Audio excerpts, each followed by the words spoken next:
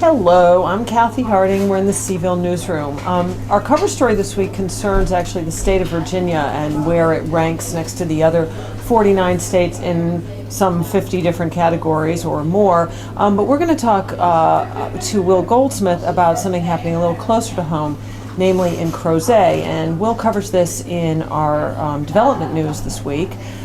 So, Will, apparently there was a joint meeting, Planning Commission and Board of Supervisors, talking about some impending changes for Crozet. So fill us in. Sure. It's specifically looking at Crozet's downtown, and what the county is doing is kind of what the city did for its downtown in 2003.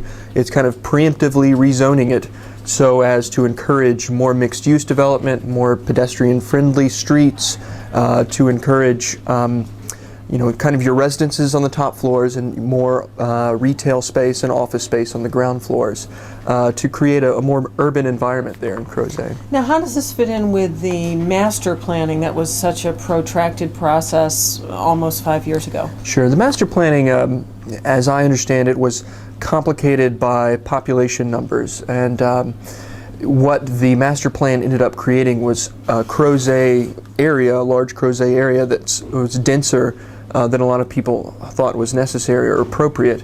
What this is looking at is really that heart and center of downtown Crozet, and this is actually something that most residents and business owners around there have seemed to be at least in favor of and have spoken in favor of. They want a revitalized downtown. And so this is kind of a positive aspect of that, rather than not something as shaded in the controversies that we saw in the past. Right, okay, well that's part of our ongoing development coverage that Will Goldsmith heads up for us here at C-VILLE. I'm Cathy Harding. We're in the newsroom with Will, and we'll see you next week.